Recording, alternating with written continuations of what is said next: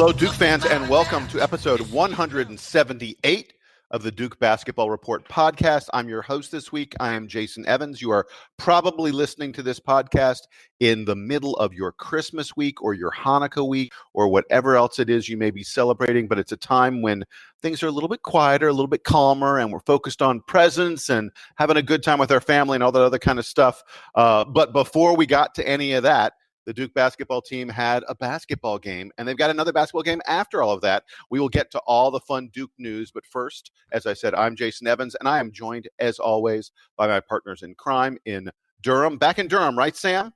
Yes, back in Durham. This is Sam Klein in the home of the Blue Devils. I returned from Utah a couple days ago, and it's nice to be home. It's rather quiet around here these days with all of my classmates gone. But it's fine. I need that time to myself anyway. There you go. And also in Washington, D.C., Donald Wine. What's going on in the nation's capital, Donald? Has there been any news this week?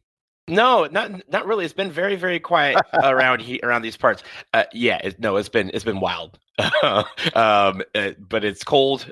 D.C. is on one, but it's almost the holidays, so I will be enjoying the weekend, one last weekend before we leave this decade for 2020. There you go. And by the way, deep tease. I'm glad that Donald said that. Speaking of the decade, we're going to have a really fun thing for you guys coming up a little bit later in the podcast. We're going to look back on the decade of the 2010s and reflect on the very best of Duke basketball during this decade. But before we get to that, Duke played a pretty darn good game this week against the Wofford Terriers. The Blue Devils took on a team that just days before had beaten North Carolina, and Duke was without Trey Jones, without our point guard who drives the offense and the defense for us. If you thought that it would be a problem, Duke playing without Trey, you were wrong. The Blue Devils win this game 86-57. The story of the first half was probably Vernon Carey and really good defense. And the story of the second half, my man Joey Buckets Baker was just raining threes down on Wofford. Donald, I will go to you first. Talk a little bit about this game and this really impressive win for the Blue Devils over Wofford. So last week when we previewed this game, I mentioned that when we come out of these exam breaks, we usually have a little bit of rust and it usually shows up in the shooting end. Well, I was wrong. It did not show up last night, and thank God it didn't, because I think that was the catalyst. In the first half, like you said, Vernon Carey was everywhere inside the paint. Anything that he wanted to, lay in or dunk home, he could do. It's very cool to see a guy who can just dominate inside the paint like that. And in the second half, Joey Buckets came on and was like, yep, it's my turn, and lit it up from three-point land. In the first half, I don't think we shot well from beyond the arc, but we didn't need to because Vernon Carey was that good. And in the second half, because Joey Baker emerged, we were 7 for 13 from beyond the arc. And overall, we shot very well. We shot 54% from the floor, 40% from three, and almost 80% from the line. Those are nice stats. You want to see all those stats in a game like this. And to come back from a long break, it was almost 2 weeks since they had played. And to play a team like we had mentioned last week had just beaten UNC. They're on a high, and they were not going to be intimidated by Cameron and by the Blue Devils. They came out and played a very good game, especially, I think, in the second half. Wofford was still kind of creeping with them in the first half, and they had a couple times where they took the 1-point lead or a 2-point lead. And then when we took the lead in the second half, we never looked back. And that is what you want to see from a team that's coming off of a long layoff, and we're about to enter another long layoff. We'll get Trey Jones back most likely. It doesn't sound like it was a serious injury for Trey Jones. They said a minor foot issue, and after the game, Coach K mentioned that if it was an ACC game, that Trey would have been good to go and he would have played. So I think this was more precautionary more than anything. So it's good to see how these guys played in the absence of the floor general and team captain. I wanted Donald to take that point because you could have started watching this game and thought Trey Jones is out. Oh no, this is going to be a mess. They're coming off the break. They're going to be rusty. They're not going to be able to execute without him. And in particular, they're playing a Wofford team that really likes to move the ball around and shoot. Having more perimeter defenders like Trey Jones would be helpful in this game. And it ended up really not mattering all that much. As you pointed out, Duke was Duke was sort of in control, Wofford was hanging around behind by 15 points, not by 5 points throughout the end of the first half and into the second half. It really felt like Duke had Wofford at arm's length. And looking at the shooting numbers, Wofford's of Wofford's starters that took the most shots, a 3 for 10, a 2 for 12, and a 3 for 8 from Storm Murphy. None of those guys were really able to get the shots that they wanted. The shots that they did shoot weren't going in. And you would think that if nothing else, that is, that's something that Tre Jones would be helpful for. And it turns out they didn't need him. On Vernon Carey, what I thought was so cool is that this Wofford team plays a lot like Virginia Tech, who we saw very recently on the road in Blacksburg. Duke wasn't really able to use size against Virginia Tech. They sort of had to match them small for small. In this game, wasn't much of an issue for Vernon Carey. He was able to establish position and not get himself too lost on defense such that he would have had to come off the floor. He was able to stay on offense and make a huge impact in the first half. And Matthew Hurt in the second half. I thought one of the interesting things that Coach K did in this game was switch up the starting lineup, not just because Tre Jones was out, but take Matthew Hurt out of the starting lineup and sort of see how that changes stuff. And it seems like it motivated him even more. He was really aggressive in the second half. I loved what we saw from him being able to use his size to dominate a smaller Wofford team. And that is something that I feel like they're going to be able to take into future games where, again, this Duke team in many ways is going to be bigger than a lot of their opponents. How do they use that size effectively? I thought that was my big takeaway from this win. I think you mentioned the starting lineup and Hurt not being in the starting lineup. I think I heard that this was Duke's 7th different starting lineup in 11 games. 7 different starting lineups. That's right. In 11 games. It's crazy. And yeah, it was necessitated because Tre couldn't play, and Trey and Vernon, I think, are the two guys who are going to be in the starting lineup every single game if they're healthy. But still, it's crazy to think about. We're looking at a Duke team that it feels like, they play really, really well together, and they're certainly playing good basketball. By the way, in the wake of the victory over Wofford, Ken Pomeroy really liked that win. Duke is now the number 1 team in Ken Pom. But it's kind of amazing that we're playing all these different starting lineups. We're doing all these different combinations. It's totally unlike what you've seen from Coach K in the past. And it's exciting and fun as a Duke fan to have something new like that. I want to talk very briefly about the defense. It's been a long time, I feel like, since we saw a Duke team that was able to apply this kind of pressure on the perimeter and also help and recover so well in the paint. I mean, we've got guys who are just so versatile and they communicate fabulously. And folks, do yourself a favor. Go back, watch your tape of this Wofford game. Take some possessions, especially in the first half, and just watch Jordan Goldwire play defense on some possessions. His ability to see like the geometry of a play and insert himself into places that make life difficult for the opposing offense is absolutely stunning. This is a guy who just, in classic parlance, he knows where to be on the floor. And I'm just so impressed with his play. He did a nice job on offense as well. Do you see his line as a point guard? He had 8 points, 3 of 3 shooting, 5 assists, and 0 turnovers. And like I said, he was the head of our defense. I mean, those aren't all ACC numbers, but boy, I'll take it for my backup point guard starting. That's a great, great game. And now I want to segue just very briefly. Maybe it won't be that brief to Joey Baker, because I want to talk about what this kid is doing, and I want to think about a little bit whether this is sustainable. By the way, he has a really high release on his shot and gets his shot off very quickly. After the game, Coach K talked about the fact that he's the guy who's able to shoot the fastest of any of the guys in the Duke team from the perimeter. Joey Baker is currently hitting 53% of his threes on the season. And for you advanced metric folks, they track long 2-pointers, like 2-point shots outside of 15 feet. Outside of 15 feet, but inside the 3-point line, Joey Baker's hitting 69% of his long 2-pointers, and a lot of them have been contested. Nice. Yeah. But I wonder about something. I mean, is there any way that Coach K has spent almost a season and a half now of watching Joey Baker in practice doing this and still thinks that Joey Baker is, I mean, Joey Baker was the 10th man at the start of the season, did not play in the Kansas game. Coach K has seen him practice every day this year, and yet it seems like, there's been reluctance to move. He's been, 10th, 9th, maybe 8th man, even in just the past few games where he's been really exploding. It's not like Coach K's like, that guy has to start.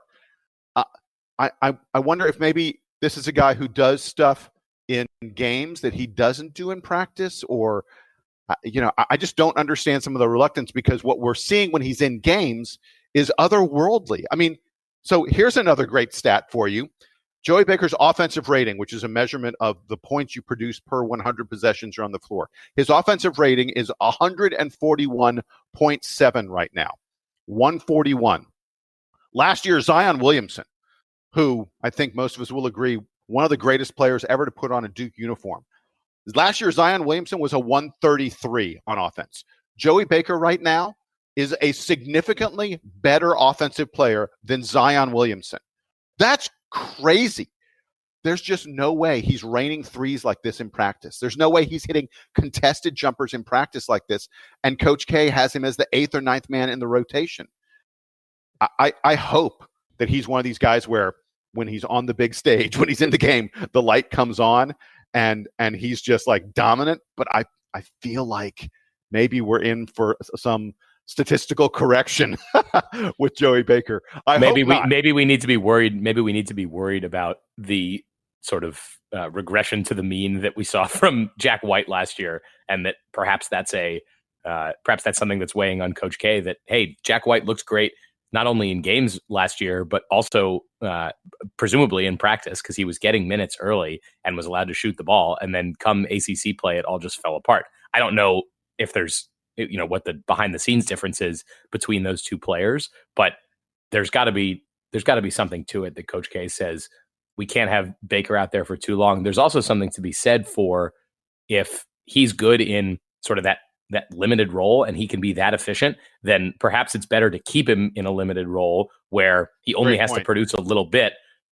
If you give him 30 minutes a game, perhaps he's not able, he doesn't have the stamina for it, or other teams are able to better figure him out. I think that's one of those little chess moves that Coach K has to constantly manage, not just in game, but throughout the season. And honestly, I'll take a guy who is 10th man scoring 22 points every 4 or 5 games. Like, that means that the scoring can come from anywhere, and you gotta love that. And as an opposing coach, you can't plan against that. And it feels more like perhaps like early career Andre Dawkins or early career Grayson Allen, where we knew the offensive potential was there, right? Andre Dawkins came in with this lights out reputation as a shooter, and then only played a very limited role on a team that won the national championship, but on which there was not much depth. So we only got to see him in spurts, but he played a huge role for Duke, obviously in that 2010 NCAA tournament, even as a freshman. So perhaps that's where we can expect Joey Baker to shine most for this team, although maybe in future years he gets more minutes and is able to establish more of a rhythm. And I think really quick, and then Donald, I'll let you have last word on this. I actually think the answer may be not that Joey Baker doesn't do this in practice, but that Joey Baker struggles on defense a little bit. And Coach K values D so much that it's sort of hard for him to get past some of Joey Baker's struggle. And we've seen Joey Baker struggle a little bit on defense in games. He's getting better.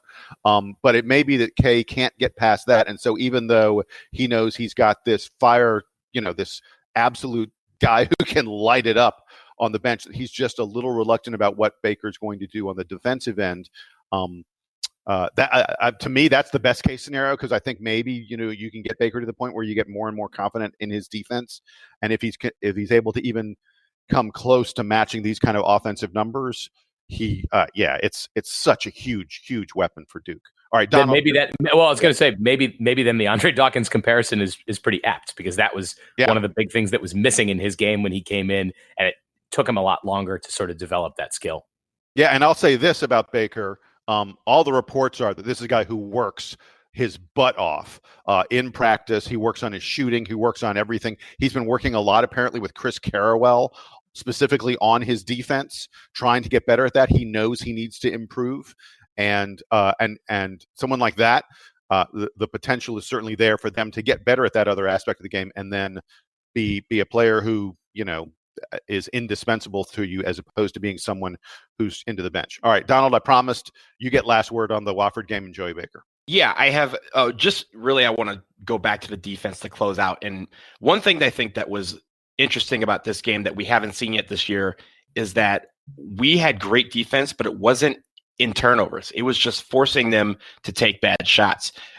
Wofford only had 9 turnovers. We only blocked 6 shots. Those are well below our average for the year. But where they did excel is that for the game, Wofford only shot 35% from the floor. Now, granted, they shot 41% from 3, which is pretty good as a team.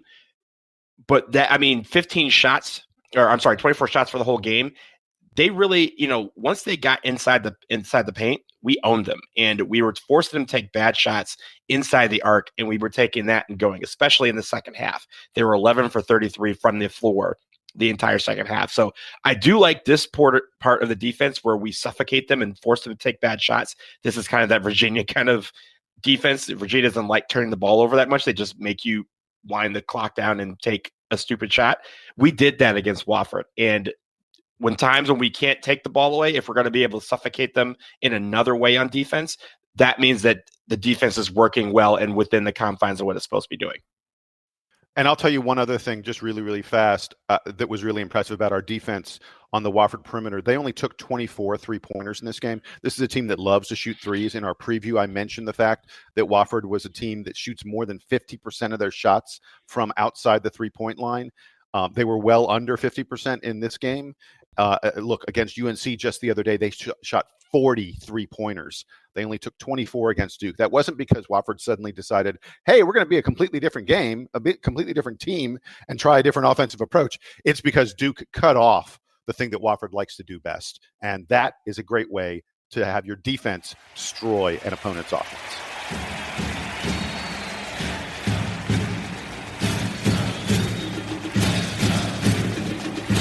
So, guys, with the Wofford game in our rearview mirror, we have another game coming up this week. Duke will be playing Brown, our annual Ivy League game, and it comes up next Saturday. Donald, let me go to you first. What you got on Brown that folks need to look out for? So the one thing that I'm looking at, we just talked about 3-point shooting for Wofford. Brown doesn't have it. They shoot 31% from the floor, or from as a team from 3-point land. So, but they also take quite a bit of shots. They've already taken almost 240 3-pointers already this season. That's a lot of 3-pointers. So I think there's going to be another situation where we're going to have a team that's going to try and shoot the 3 a lot and is not as successful as Wofford has been in the past. This team, when it comes to it, they rebound pretty well. They average 40 rebounds a game, but they really haven't played that many teams that would be teams that people have read about. I mean, I think probably Navy and St. John's are the 2 teams that are the best on their schedule so far this year, in a schedule that includes Canisius, Quinnipiac, Sacred Heart, and the New Jersey Institute of Technology. NJIT, if you guys remember, had that long losing streak last decade where I think it was something around 80 games before they finally won a game. So they haven't played anybody. Don, really quick, I want to jump in on that. The point you were going to make is kind of amazing, because usually, these smaller schools that Duke plays, most of them, they play a schedule where, they're playing other smaller schools, but then they also play some big guys. They play those games because you make money off of those games, and you want to test yourself against the better teams. For Brown they haven't played a single Power 5 school. You're exactly right. The best team they played is St. John's. St. John's is the only team they've played who's ranked in the top 200 in Ken Palm. I mean, think about that. It's crazy. And by the way, they're only 5-5 playing against bad teams. You mentioned something. They lost to Sacred Heart by 21. They lost to Navy by 20. They lost to Stony Brook by 16. Oh, no, not Stony Brook. And they lost to UMass Lowell by 12 points. I mean, not a good look, Brown. Not a good look. All right, Donald, continue. This is clearly one of those games where we want to get some air under us before the ACC season starts. We're going to have another long layoff again. We're going to be off, I believe it's 11 days now for the Christmas holiday. People can go home. They're actually, they mentioned on the broadcast on Thursday night that these guys are going home and they're not back on campus until the 26th to prepare for this game. So really, they're getting a few days off to rest and relax and kind of be with family. And the game's on the 28th. I mean, the game's on the 28th, so they're going to come back, and they're they're going to come back ready. They need to come back ready to go, because that is when really the season starts. And it starts with this game, getting everything back in motion. We presumably will have Tre Jones back, and then we will go to ACC season from there. But really, what I want to see from this game, then I'll kick it to Sam, is I want to see these guys again. There's going to be a rust period. I want to see them guys come into it and take a team that they know they should beat and blow them out of the water early, so that they can work on the things that they need to work on before ACC season starts the week after that. Sam, what do you got? So the most important thing for me is that the two of you thought that Duke would have 2 100-point games this season, and I thought Duke would have none in our stats prediction game. They've had one so far, which means right now we're all tied up. And if we're playing by Price is Right rules, then I have won. This game is a real threat. Oh, wait. This game. We're not playing by Price is Right rules. This game is a real threat to my performance in this category. Duke,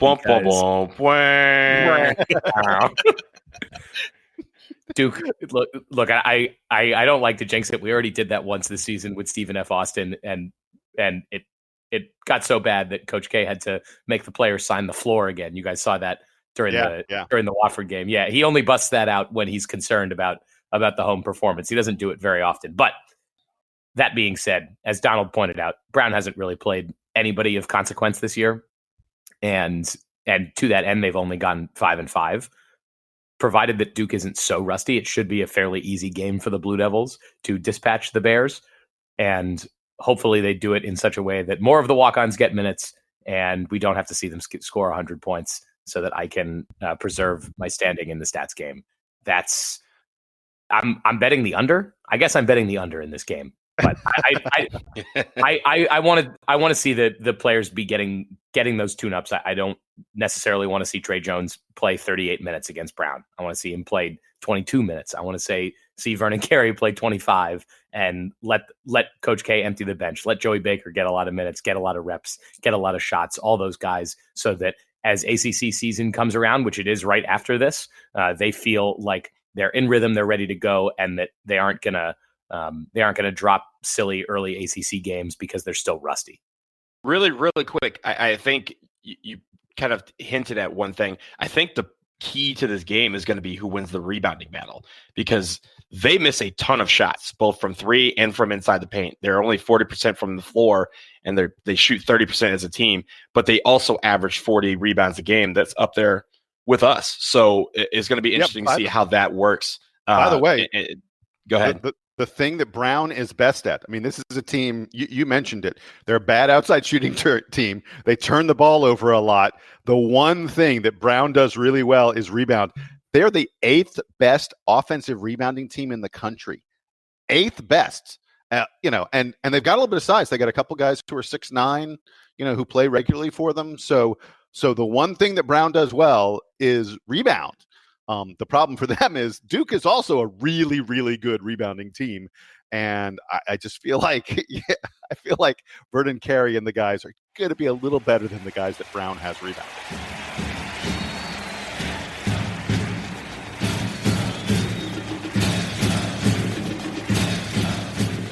Hey, as 2019 draws to a close, we here at the DBR Podcast want to thank our sponsors throughout this entire year, our eternal sponsors to some extent. Byrd Campbell, the Byrd Campbell Law Firm with offices in Florida and Texas. Reach out to them, Duke fans, if you have any business legal needs at BYRDCAMPBELL.com. Byrd Campbell means business.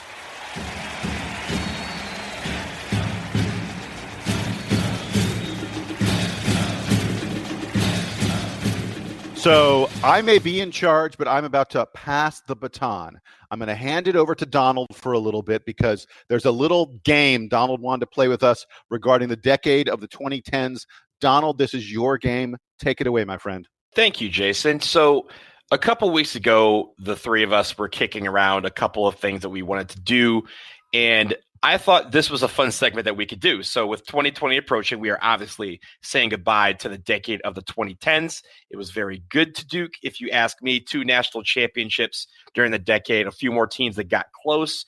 So we wanted to do a few best of the decade categories. Of course, on the thread for this on the DBR forums, we want you to chime in with your response to these categories. We may debate about it a little bit, but obviously when there's 3 of them that we're going to do, and I want to hear from you guys when this is done. When you listen to this, you can say that we were wrong, you can say we were right, and you can also give your opinion as to what the best of these categories are for you. So, gentlemen, we are going to start with the all 2010s 7-man rotation. How this is working, I want you to give me your starting 5 and your 2 subs that you will have to round out your rotation. Any player who played in the 2010s is eligible. So that includes the 2009-10 Duke team all the way through this current team. Okay. So Jason, you're up first. Who is your starting 5 and your 2 subs? So first of all, I think there's one absolute no-brainer, and I don't know if it's recency bias or not, but to me, Zion Williamson is an absolute no-brainer. I don't need to have a discussion about him. Zion is going to be on all 3 of our teams, and again, maybe it's just that he played last year, but I feel like we're talking about one of the all-time greats. So Zion. Do you want me to admit that I forgot about Zion Williamson? I didn't, but do you want me to for the sake of discussion? No. So Zion is on my team. So the first thing I did after saying, okay, who's the no? Because I looked and I didn't think there was another no-brainer to me. I by the way, disqualified Kyrie Irving. He simply did not play enough to merit consideration, in my opinion. And we're going with their college careers. That's Donald. That was your instruction. Mm-hmm. And Kyrie, as great as he's been in the NBA, I just can't put him on my team because his college career wasn't there. So Zion was the only no-brainer to me. After that, I started looking, at a starting lineup and I'd start with a point guard. And I really struggled. There were no, in my opinion, otherworldly point guards this decade. The 90s had Bobby Hurley. The 2000s had Jay Will. There was no one to me that stood out above the crowd. Now, part of that was there's so many really, really good point guards. But I went with Tyus Jones as my starting point guard on this team. I also really considered Nolan Smith and John Shire. And in the end, I picked John Shire as my starting shooting guard from the decade. And Nolan Smith is one of the guys on my bench. So I sort of have 3 point guards, but I went with Tyus as the starter. Like I said, John Shire is the shooting guard, almost 40% on his threes, capable of playing great D and a really good passer, also plays some point guard. I really loved Shire's game, and it's a pity that the NBA never got to see him because of the eye injury that he had. So then for my small forward, I thought Brandon Ingram, and in fact, I thought Brandon Ingram was close to a no-brainer to me. It really close. I mean, folks may forget that the year he was at Duke, that Duke team wasn't a really great team. Brandon Ingram was truly incredible. His length on defense, his creativity on offense. So I've got him as my small forward. Then my power forward, essentially, Zion and one other big man is what I needed. And I had a long debate between Marvin Bagley and Jahlil Okafor. And in the end, they're both really, really great offensive players who are not great defensive players. I think Bagley was a little bit better on defense. And I just love I think Bagley and Zion would work better together than Zion would work with Ja. So my starters are Tyus, John Shire, Brandon Ingram, Zion Williamson, and Marvin Bagley. And then my bench is Nolan Smith. And my other guy off the bench is Luke Kennard. People may forget about Luke Kennard's sophomore season. Dude hit 44% of his threes. He was really, really great. I also thought about RJ Barrett. There are a couple other guys who were on the list. Grayson Allen. Look, if I could only take Grayson Allen's sophomore year, 21.5 points per game, almost 42% from 3 as a sophomore for Grayson Allen. But Donald, you said the rules. I got to take his whole career. And so I went with Luke Kennard as the last guy on my team. I think that's probably going to be a controversial one.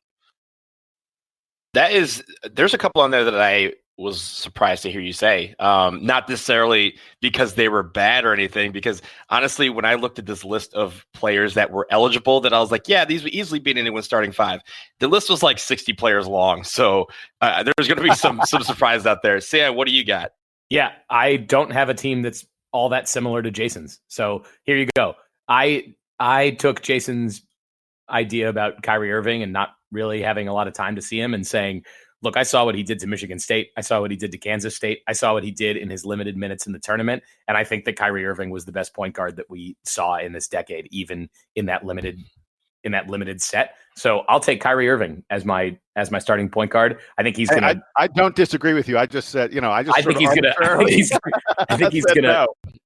going to cross Tyus Jones up a bunch. I think that Tyus Jones did a really great job of managing that 2015 team, but was not the defensive player I think that his brother is, and that there's some maybe there might be some revisionist history about the total value he brought, although his offensive value was insane. Kyrie Irving, the folks out in podcast land can't see the look on my face. I'm like, whoa, dude, really? Tyus was a great defender, man. I don't think that his total package was the way was as big as what Kyrie Irving brought to the team, even in his limited minutes. That's from my perspective. Yeah. You're entitled at shooting guard. At shooting guard, I actually thought Nolan Smith was our best shooting guard. We've had a ton of really great shooting guards this decade. Nolan Smith, Grayson Allen. Jason, you mentioned Luke Kennard. Not even to mention guys like Gary Trent. I don't know where Justice Winslow falls on the shooting guard versus small forward versus power forward. He sort of did everything on the perimeter and was incredible at times. But Nolan Smith, I feel like, especially by the end of his career, the part that played in this particular decade, 2010 and 2011, there was nobody more poised. And when Kyrie Irving went down, Nolan was so great in his senior season at leading the team. They didn't exactly get to play together to the best of their abilities. And I think that's one of those big regrets, is that we didn't get to see the 2011 team with both players healthy for an extended period of time. I think you put them together in a backcourt and they're going to be crazy effective. Nolan Smith being such a great defender, especially at the end of his career, I think would really help Irving. At the small forward position, I liked Brandon Ingram as well, but I like Jason Tatum a little bit more. I think that he brought it at both ends of the floor, and that I think we may even underrate how good Jason Tatum was at Duke. Obviously, looking at his pro career, he's been one of the most effective pros out of this crop of the one and done guys. But I love Jason Tatum's game. Look at Ingram and Tatum's stats, and they are not comparable. I think that it's hard to compare because I think that Brandon Ingram had more opportunities on a limited team. You can make that argument. I looked at that. That was one of my decisions, and I looked at their stats, and I was like, "Oh man, this is not even a close call." But you're entitled to your opinion. Power forward, I've got Zion Williamson as well, and then I went through the exact same exercise between Okafor and Marvin Bagley as far as who I want to start next to Zion, and I decided actually that I like Bagley more off the bench, because I think that he brings something a little bit different. So I have Okafor starting at center, and I have Bagley and Grayson Allen as my two bench guys, being sort of the fire off the bench. Grayson Allen bringing it, I think, at both ends of the court. He's got the defense, and he's got the offensive ability, especially if I'm thinking about sophomore Grayson Allen. But even maybe at his worst, still, I think, a great player at both ends. And then Marvin Bagley being just such an incredible scorer. If this team needs buckets from big guys, and for whatever reason Okafor isn't giving them to him, Marvin Bagley sort of changes the game for them so much. I also love, there are some other players that I would have loved to put on a bigger team, as Donald said. One of those guys, senior Quinn Cook on the 2015 team, was such a great leader. And I think that the challenge for my team is that Kyrie and Nolan are both on the smaller side, as is Grayson Allen's a little bit bigger than them. But if those guys are are playing a lot of minutes, 1, 2, and if Allen is in at the 3, you've got a small team, which is why I like having Tatum in there. Quinn Cook is also a small player, and I was like, I'm already size limited on this team, and I don't know what I'm going to do about that. Seth Curry is another player that I really loved in this decade. And then a couple guys also in that era that maybe we overlook because they didn't have quite the flash of some of the one and done players, but Ryan Kelly, an amazing shooter and became a great defender at the end of his career. And then center Mason Plumlee, somebody who was able to do a lot of things around the basket. The thing is, Mason Plumlee just wasn't Jahlil Okafor with the ball in the post. So lots of great players from this decade, and this was a fun exercise to go through. Yeah, some of those names that you listed at the end are literally a lot of the players that I debated in my mind as to whether they would be on my list. So, Sam, you'll be happy to know that my list is pretty similar to yours. There's just a couple of exceptions. I'll get to those in just a second. At point guard, again, I was going back and forth. I went with Kyrie Irving. His performance against Michigan State, like I said, you grade his whole career in college. Yes, his career was only 8 games, but those 8 games I thought were 8 of the, his performance, especially against Michigan State, in my mind, was one of the greatest performances in Duke history until a guy by Zion Williamson showed up and did it like 27 times. So I'm going with Kyrie Irving at point guard. At shooting guard, I also went with Nolan Smith. One thing about Nolan Smith I thought that eked him out over a couple of other players is not just his scoring when Irving went out, and also just his scoring throughout his career, but he was a very good distributor of the basketball while he was scoring too. He, remember that year he basically led the team in points. He also was one of the national leaders in assists that year and was a National Player of the Year candidate as a result.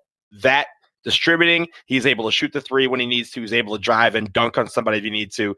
That's Nolan Smith, and that's why he's in my starting 5. Small forward, I went back and forth between a lot of guys, but really I had to go with my gut instinct. And my gut instinct is that I went with Kyle Singler. And I think just one of those names where there's a lot of other guys that you can easily throw in this list and debate.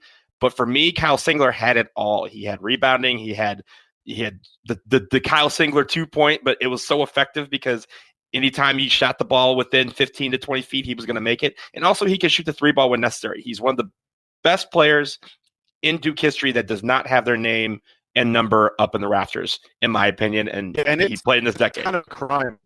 It's a crime that this is the first time we're mentioning his name, in this little exercise. I mean, Singler was a great player, an absolutely remarkable player. And so I have him in my starting 5 at small forward. Power forward, Zion Williamson, no need to explain that. And at center, again, I had the same debate that you guys did between Marvin Bagley III and Jahlil Okafor. I went with Big Ja. Big Ja's performance his freshman year, his only year in college, is one of the most dominant ones that we had this decade of any player in college basketball. And so I went with him over Marvin Bagley, who also had a dominant performance a couple years later. And really, honestly, Marvin Bagley would be in the starting 5 if Zion Williamson didn't come to college or didn't come to Duke University. So he's my 6th man. My 7th man, I have scoring, I have rebounding, I have size, I have ball handling, I have passing, dunking, defense, steals, threes. Well, I don't really have threes, but the one guy that I brought off the bench is Seth Curry for that reason. His threes, especially clutch down the stretch, were something that any team desperately needed. And when he came to Duke from Liberty and immediately flashed that Curry, trademark 3, it was one of my favorite players. And really, the 3-point shooting that he has and the ability to score points in bunches was something that every Duke team desperately needs. And so I have him as my 7th man. Of course, that leaves off a lot of guys that are my favorite. Quinn Cook, you mentioned, Justice Winslow. Emil Jefferson was outstanding. I was just going to mention Emil. I really considered Emil. Yeah, I really considered Emil. Yeah, I'm going to go through some of these guys that we have not mentioned that we're going to like. Pick Justice. We haven't also picked Justice Winslow. Did anyone mention Wendell Carter? Did anyone mention Wendell Carter? No, wait, let me go through not a single one. Let me go through this list of just players that I consider, and you guys are going to start laughing because there's going to be people who are like, "How the hell did we forget to talk about these guys?" Justice Winslow. Go ahead. Really quick before you go through that, am I correct, guys? There are nobody picked R.J. Barrett either. Yeah, there are three consensus guys. There are 3 guys all 3 of us picked. We all 3 picked Zion. We all 3 picked Marvin Bagley. And we all 3 picked Nolan Smith. Is that correct? And Okafor, right? Did And everybody Okafor. pick Okafor? I did not take Okafor. Oh, you did not I did take not. it at all. Okay. Okay. Remember, because I went with Luke Kennard off my bench and Right, said, that's right. I probably Okay. need another big man. Yeah. You know, if you gave me Maybe. 8. So Wow. So the consensus best players were Zion Williamson, Nolan Smith, and Marvin Bagley. I don't think that's outrageous at all. yeah. No. So here's some of the guys that I've considered, in addition to some of these guys that we've mentioned: Justice Winslow, Emil Jefferson, Marshall Plumlee, Grayson Allen, Tyus Jones, Seth Curry, Ryan Kelly, Mason Plumlee, Miles Plumlee, John Shire, Nolan Smith, Lance Thomas, Brian Zubik, Austin Rivers, Quinn Cook, Rodney Hood, Jabari Parker, Luke Kennard, Brandon Ingram, Jason Tatum, Harry Giles, Wendell Carter, Marvin Bagley, RJ Barrett, and Cam Reddish. And that's not counting this current team where, honestly, through 5 games, I wouldn't say that that the tank would be considered for an all-decade team, but he's having a pretty good year. So that should tell you alone how difficult this exercise was. So I thank you guys for indulging me for that. I thought that was pretty fun. And of course, all you guys out there, if you guys have a better starting 5 and 2 subs than we do, post them on the forum when we post this thread about this podcast. How did RJ Barrett and Justice Winslow not make any of our teams? How did- RJ And Barrett, Jabari Parker Parker? didn't make any of them either. oh, but Jabari Parker. You guys remember Jabari Parker? Yes, No, he was Jabari- dominant. He was His ridiculous. defense was terrible, though. But RJ Barrett. We don't care. We don't care.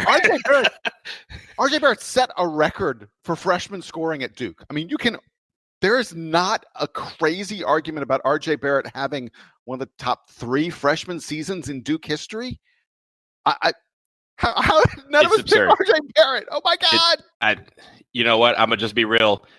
If Zion Williamson played the whole year, he'd have every record that exists. All right. I'm changing That my was team. my rationale. I'm going for the all big wing team. So I think we're gonna That's a hell of a I think team. we'll have Kyle Singler at the point, obviously. No. Brandon Ingram's at the point. Brandon Ingram at the point and Kyle Singler Yeah. at the 2. Yeah. Jason Tatum, Tatum at the Winslow. 3, Winslow, and then Jabari Parker at center.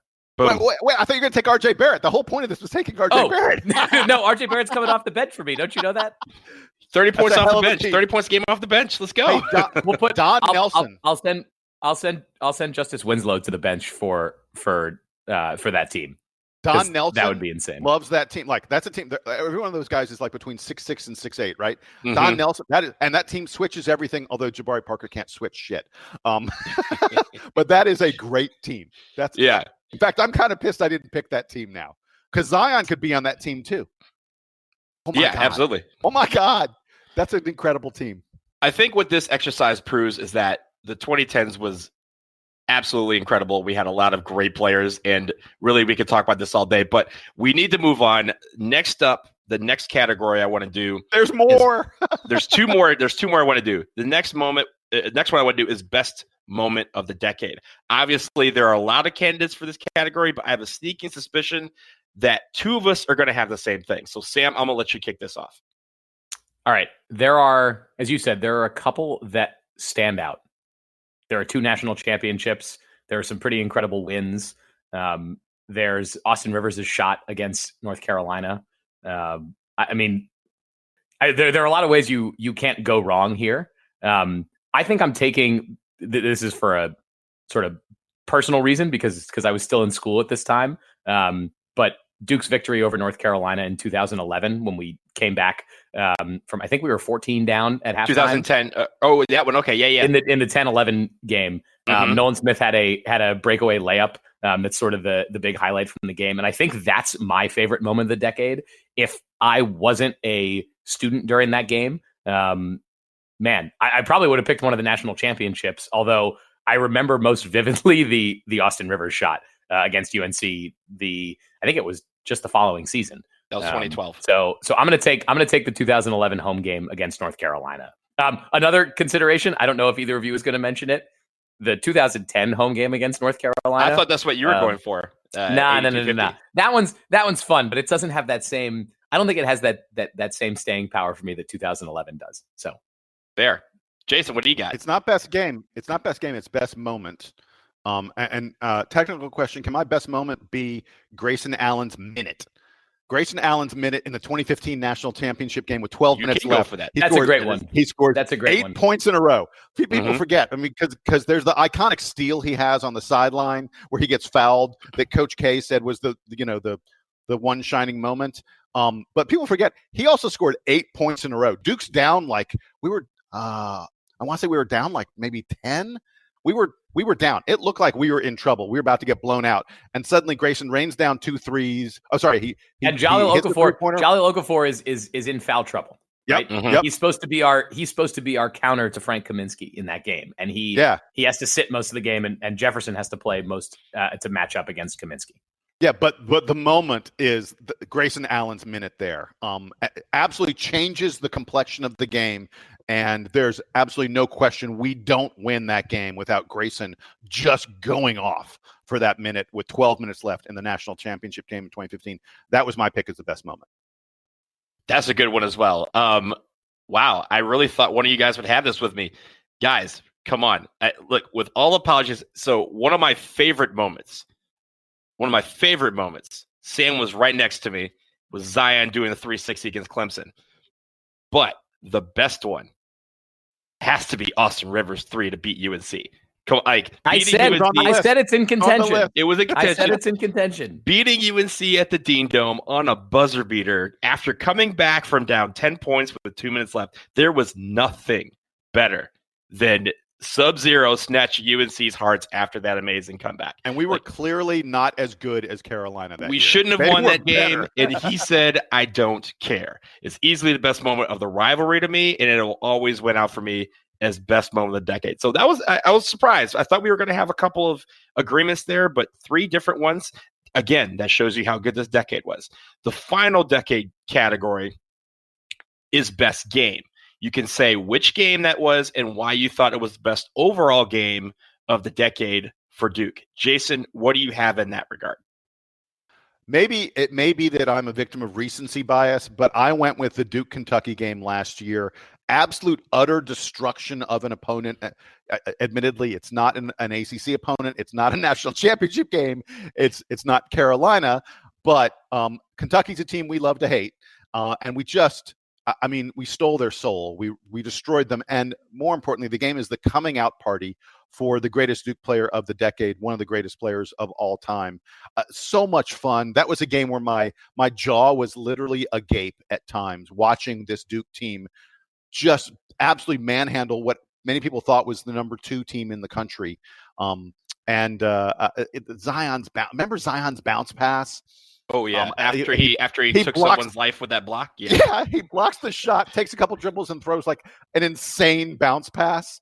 God, it was just that game in terms of a single game. And Duke, best game sometimes is probably a game that's a close game and an exciting game. This is not a close game at all. Duke owned Kentucky the entire time. I thought it was the best game to watch, and for it to be the first game of the year, you don't really know what you're going to get from these guys. You've heard so much. There's so much hype. How is it possible to exceed the hype? They figured out a way. It was like the second game of college basketball because it was the second game of the Champions Classic that year.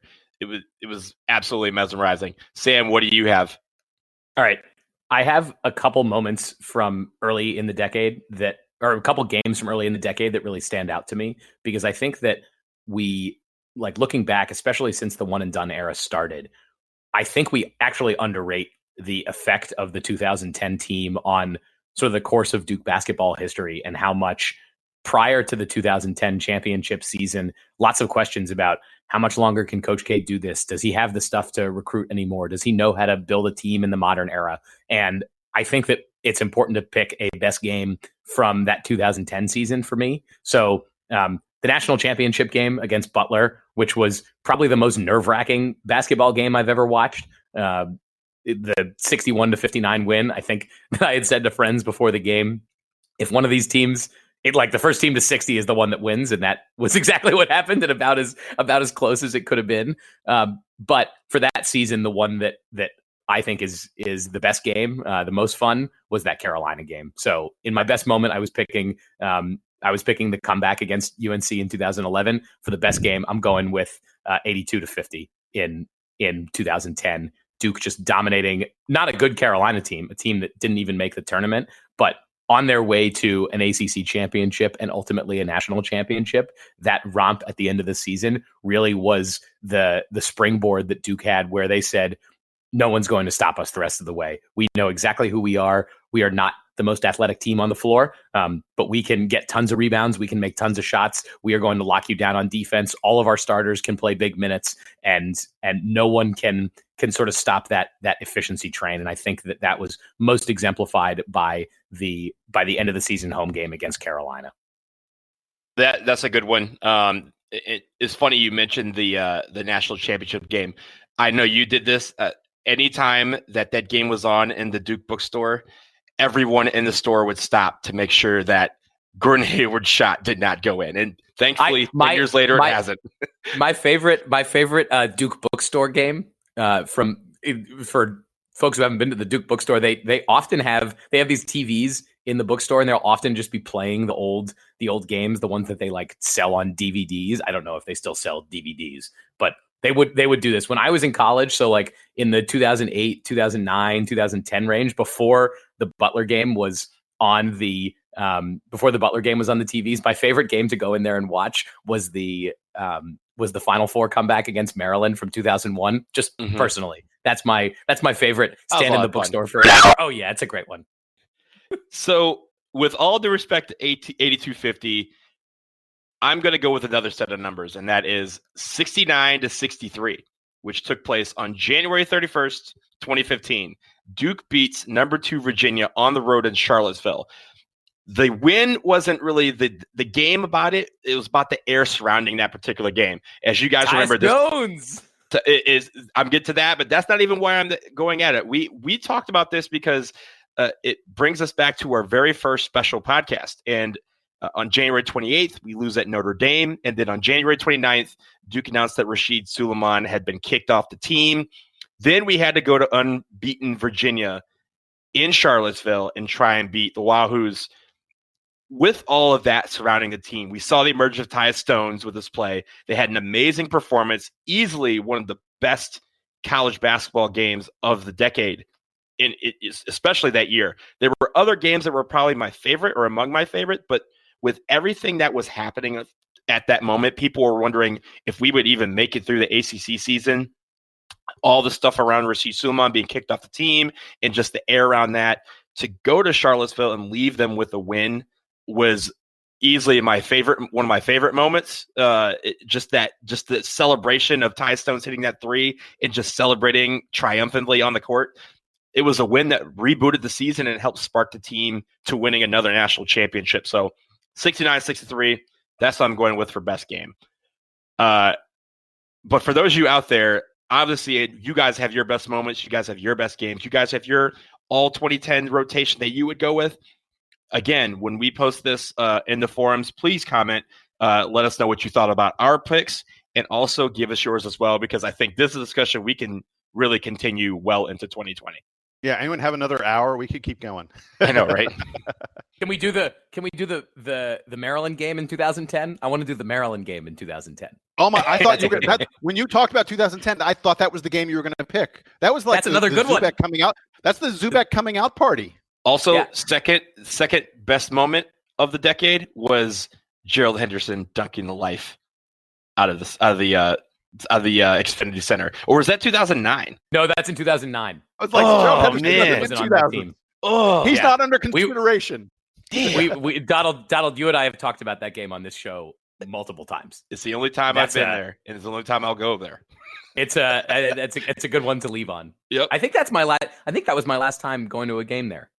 I've only been there once. I've only been in the Dean Dome once. The Dean Dome game was my senior year. It was when Duhon had the running layup. The layup. Length of the floor. Never need to go back. Yeah. Two places that I never need to go back to. Saw the greatest games I've seen there. I love it.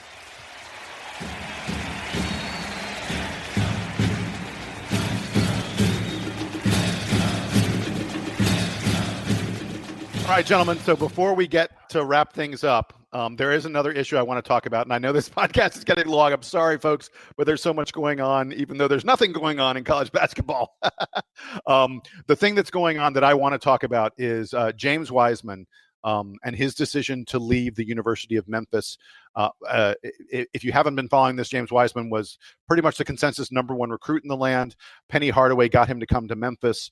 The NCAA suspended him for 12 games because it was determined that Penny Hardaway had helped his family with some moving expenses, $11,000 worth of moving expenses. We've talked about this a little bit in the past. This is a very significant event for James Wiseman to decide to leave Memphis and not play anymore and prepare for the NBA draft. Wiseman's going to be a top 3 pick. That's a given. But this is significant because we've never seen a player who was playing with a team decide in the middle of the season, I'm done and I'm going to prepare for the draft. I'm not playing any more college basketball because I want to prepare for the draft. And I think in that regard, this is really an unusual case. And I wonder if we will see other players perhaps decide to do the same thing. People have already talked about, people talked about last year with Zion Williamson. When Zion got hurt, people were like, why is he playing college basketball? Why is he risking his NBA draft stock? There's nothing more for him to gain in the NBA draft after the pros have seen him play a little bit. People are already talking about it with Cole Anthony at UNC, that, he got hurt, and why is Cole Anthony going to bother to come back and play for UNC? So I've got a lot of thoughts on this, but before I get to them, Sam, let me go to you and to Donald, and let's have just not too long a conversation. Is this a really significant event in college basketball? I don't think it is, because I see every one of these situations as being their own, being their own setup. That every version of this is going to be different depending on who the player is, where they come from, where they're going to school, and that's the part that I want to focus on here. Penny Hardaway's obviously built an incredible recruiting machine at Memphis. He's recruited tons of 5-star guys to a program that has been really great in the past. Obviously, with John Calipari, they were able to reel in tons of 5-star guys, but is not inherently a program that is supposed to be getting that many top recruits. What it appears Penny Hardaway has not done in building that machine is make them all committed to being at the University of Memphis, being part of whatever he calls the Tiger family. It's Team Penny. It's Penny's AAU team rebuilt in college form. And I don't know if players who pick to play for Mike Krzyzewski or to play for John Calipari, who all sort of put in that same sort of upper tier as far as recruiting and developing players, I don't think players that pick Duke and Kentucky are the same players that are picking Memphis. And I don't know if we can say this is a 1-to-1 thing. Duke, guys have come to Duke. Hang on a second. Boogie Ellis picked Duke and then changed his mind and went to Memphis. I'm saying that I think there is an inherent difference between where you ultimately end up going, and that there is something to be said for the coaches who have sustained programs this way, as opposed to the coaches who have come up to do this. Maybe that changes for Penny Hardaway. Maybe he's able to get more of these guys to stick around at least for one season, but perhaps even for more, to build more of a sustaining thing as opposed to just building a throughway. I don't see a Duke player having this same thought process that James Wiseman had, because I see the benefits of choosing Duke as being around the program and playing with the other players and being a part of all that. And that Memphis does not appear to be invested in creating that environment for its players. So damn, that's a throwdown, Sam. Yeah. Okay. Donald, I'm looking at their track records, and this is what I'm seeing. Yeah. Donald, what you got? I agree with Sam that it's not anything in my mind, it's not unique. We see this a lot in college football. We see guys where they just halfway through the season, like, you know what, I picked up a ankle injury. I'm just going to prepare for the NFL draft. We see guys not even play in their bowl games. They don't even finish the season because they want to do it. And really, if he wanted to withdraw this at the time, but here's the thing. We should just go ahead and say it. He's not coming back to Memphis because he doesn't want to repay $11,000. That was one of the stipulations for him being reinstated, was he sat out the games and repaid the loan. But if you need a loan of $11,000, that means you don't have $11,000 to begin with, and you probably don't have it to pay back. He will have it in 7 months? But actually, Actually, he can have it right now because he's no longer playing college basketball.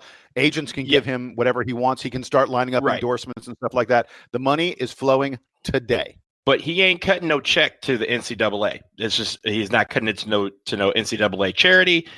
He's not doing that. And I think that was really the main catalyst about him not coming back. But really in the sense of things, right? Go ahead, Donald, say it. Say the line that you said on our chat.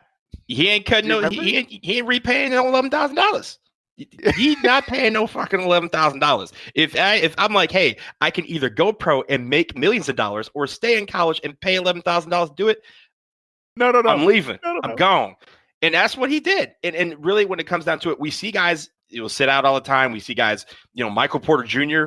had a ankle injury that sat him out the whole year. He came back and played one game in the NCAA tournament. They lost, and he went to the league. Ben Simmons, kind of, lollygagged his way through college and ended up going to the league. I mean, these sort of things happen. We see it again. Like we said, we see it in college football all the time.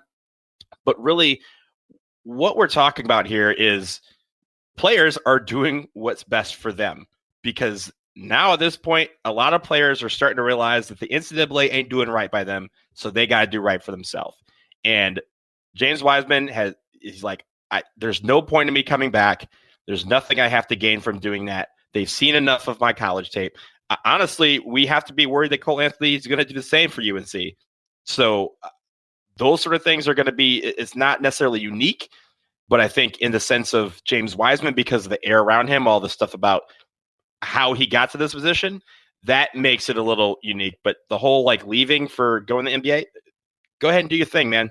It's not, it's what it is. So one of the things you just said about, the NBA's seen, all they need to see from him. There's nothing more he gets out of playing college. I will note a note of disagreement about that. So backtrack a little bit. This Memphis team appears to be, even without James Wiseman, they're ranked number 11 in the country. They've only lost one game. They've beaten some pretty good teams. They beat Tennessee. Was it Oregon? They got some good wins under their belt. This appears to be a Sweet 16 kind of team without James Wiseman. Add him back into the mix, and this team is in the conversation for the Final Four. In a year where there are no great teams, this could have been a Final Four team and a sure national championship contender with James Wiseman. To me, that's what's stunning about this. This is a guy who had a chance, if he comes back and if he plays the way people say he could play, he could have been one of those transcendent players. I mean, look, Zion Williamson, the reason everyone's all hype and crazy about Zion Williamson is because of how well he played throughout that season for Duke and all the amazing moments we had. After 5 or 7 games, Zion Williamson would have been the number 1 pick in the NBA draft. He could have stopped playing then. We never would have seen him have that block shot against DeAndre Hunter. We never would have seen him have the 360 dunk against Clemson. Those plays that were shown again and again and again on television have turned him into a $100 million endorsement guy before he's played a single second of NBA basketball. When James Wiseman takes the floor as a NBA player, the vast majority of fans will have never seen him play. And that's he's missing that. He's missing a chance to be a part of a potentially great team, and he's missing a chance to maybe, build an image before he goes to the NBA. Go, Donald. Real quick, so pushback on that. I think in Zion's case, I think that's an unfair comparison because Zion was so well known before he got to college, before he even played in high school. He had an Instagram follower of millions, and everyone followed his every dunk. So him being at Duke, if Zion, in my opinion, I'm glad he went to Duke, obviously, but if he ends up anywhere, and he's still a global megastar that he is right now. And he hasn't played a second in the NBA yet. But when it comes to James Wiseman, I think when it comes to him, the fact that people still know who he is and he's played 3 games, that is to him, he's like, that's all that needs to be done. Like, I think in this day and age, wait a second. Hold on. The people know who he is diehard college basketball fans. NBA scouts. Yeah, right. Oh, that's a given. Yeah. Look, they're guys that no one's heard of that NBA scouts know everything about. Mm-hmm. But I'm saying, if James Wiseman had played in March for Memphis, making a Final Four, again, which is not an outrageous thing at all. The number of people who know his name is probably tripled, at least. I mean, I think, I'm not saying he made a bad decision. I understand why he made the decision, and he's going to make his money, and this is a way of guaranteeing he's going to make his money. All those things are fine. I'm saying potentially he left a lot of money on the table. He left a lot of endorsement money. Reputation. It's not necessarily because right now he's going to be top 3, and if he'd stayed, he's going to be top 3. So his draft status may not really go. But the line that you're looking at me to say, this is really what he's saying. You are high if you think I'm repaying the NCAA. That's what I wanted. That's what I wanted. That's what it comes down to. It's not about the basketball. It's not about the endorsement money. It's about the fact that I ain't got $11,000, and you high if you think I'm going to give it what I don't have to you. Hey, so really quick, the last thing I want to say on this as we wrap it up, and I apologize, this is going to be all about Memphis and Penny Hardaway. There's something really interesting here about Penny Hardaway and his relationship with his players and the way he runs his teams. It is pretty clear, based on the timing of this announcement by James Wiseman, that someone got to him, that there was someone around Memphis, around the team, who is an agent or a runner or something like that, who convinced him not to play anymore. The other thing is, and that, by the way, that kind of speaks to, Penny's job keeping people away from his players who shouldn't be around his players. The other thing is, and this is very interesting, Gary Parrish of CBS lives in Memphis. He knows that city's basketball better than anyone on the planet, I think. He says that the Wiseman family had grown really disenchanted with Penny Hardaway. They felt like Penny told them that the loan that he'd given them was going to be fine and not a problem, and then they got suspended. He felt like Penny in Memphis told James that after the NCAA declared him ineligible, that they could play him anyway and it wouldn't be a big deal. Remember, he played the first 3 games, even though the NCAA said he wasn't allowed to. Penny said, well, they got a court injunction. They got a court injunction that said, yeah, you go ahead and play. And then the court basically is like, wait a minute, this has nothing to do with us. And they and they are like, okay, maybe at this point, maybe you should sit down. But honestly, Jason, it's almost good that this happened in Memphis, because if he goes anywhere else, this becomes a major recruiting violation. And then that team, through no fault of their own, has to suffer the consequences. Yeah. So the Wiseman family apparently felt like every step of the way, Penny Hardaway in Memphis said things would go one way and things went the other way. I mean, look, supposedly they when the Wiseman family dropped the lawsuit that allowed the NCAA to slap the penalty on him, they thought that the NCAA was only going to give him 3 or 6 games, and suddenly NCAA said, nope, 12 games, $11,000 fine, and the family was like, what is going? So I think we should watch out and see how this maybe impacts Penny Hardaway and his building of a Memphis program that, as we've seen in the past, can be a very, very potent program. And I just think it's a really cool, it's a really interesting story.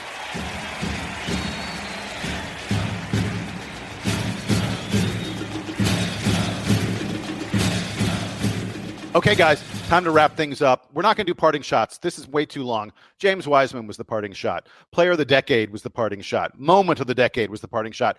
Time for player of the week. Sam, who was your player of the week for the Duke Blue Devils against Wofford? Well, it depends. Do you think the first half of the game was more important or the second half of the game was more important? I'm going to tell you that the first half was more important because that's the only half that was truly competitive, and therefore Vernon Carey is my player of the week. Donald. Vernon Carey has gotten player of the week several times, and he will continue to get player of the week. I have no problem with his performance against Wofford, but Joey Buckets was the player of the week. Come on, man. Joey This is not a democracy. We're handing out player of the week. So I talked a lot about Joey Baker, but the other guy I talked a lot about is my player of the week. My player of the week is the guy who filled in for the point guard. Jay Gold led the defensive effort. He had 8 points. He did not miss a shot from the field. He had 5 assists and 0 turnovers. And that's another name. This may be the 1 week. We're not going to get a lot of chances to say Jay Gold. Jordan Goldwire, player of the week. I think it's a fine choice. Good job, Jason. Thank you. Considering I probably blew the 2010 team, I figured I'd get that one right. So that's going to wrap it up for us here on episode 178 of the Duke Basketball Report podcast. Donald and Sam, hope you have a happy holidays. Byrd Campbell, our wonderful sponsors, hope you guys have a happy holidays as well. To everybody out there in Duke land, we got another game coming up in a week, and then we turn the calendar. We go into the 2020s. Let's hope it is just as good a decade as the past one has been for the Blue Devils. I am Jason Evans for Donald Wine in D.C., for Sam Klein in Durham. Duke Band, take us home.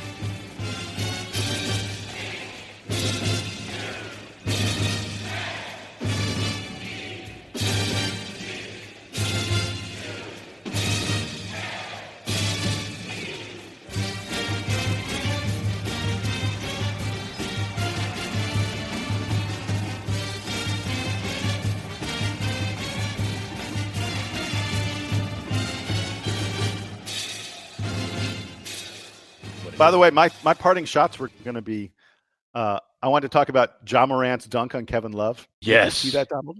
Yeah, oh my God. Saw that. His attempted dunk. It would have ended. Right. It would have ended civilization. Do you see Kevin Love's tweet about it? Kevin Love's reaction. Kevin Love said, he said after it happened, he was like, if that had gone in, I've been like, okay, I'm done with this basketball thing. Yeah. I'm retired. I was going to talk about that Right Time episode that I sent you, the story about the Alabama game sent by the anonymous Duke player, and how I found out who it was in like 2 minutes, because I was like, I remember that play, and looked it up, and like basically looked it up on YouTube. Was like, yep, I knew exactly who this guy was. We also didn't talk about the one that crazy Arizona State game. Oh, the box score. Oh yeah. with the sub. But wait, so my other parting shot. Did you guys see the Taco Fall thing? Yes. No. So last night, they were playing the Pistons. Yeah, Taco Fall was on the. They had a couple guys injured, so Taco Fall was on the active roster, and the Celtics, thanks to Jaylen Brown and Jason Tatum, were beating the crap out of the Pistons. And in the third quarter, the fans start chanting "Taco, Taco." They wanted Taco Fall, and he's never played in a home game. This is his home debut for the Boston Celtics. And with about 4 minutes left in the game, the fans are chanting, and Brad Stevens starts egging on the fans. He's like, yeah, get louder. And they're like, Taco, Taco. And then he just points to Taco on the bench. It was so great. He just kind of waves. He's like, go. Goes, you're on. And Taco it was like a Rudy moment. Like it was. He was like, he's like, okay, come on, go. Taco's like, yeah. And the thing is, have you seen the bench from like behind? It's basically from like behind the score table. The roof is, they're so going crazy. The angle of the video is from like right behind the scorer's table, like angled at the bench. So you're like, who's he motioning for? You hear the Taco, and then you see Taco get up. You're like, oh my God, like Brad Stevens is a decently tall man. And Taco Fall's like, thanks, coach. Like, appreciate it. By the way, he had 5 points, 2 rebounds, and a block in 4 minutes. Mm-hmm. Taco, I don't know why didn't he play more? He should be playing more. Because he can't run up and down the court for 5 seconds. It's a real limiting factor. Yeah, is what it is. Oh, I can't either. That's why I don't. All right, guys. All right. See you guys. We should have left all this in. Oh, well. I may leave it in. Yeah. I may leave it in.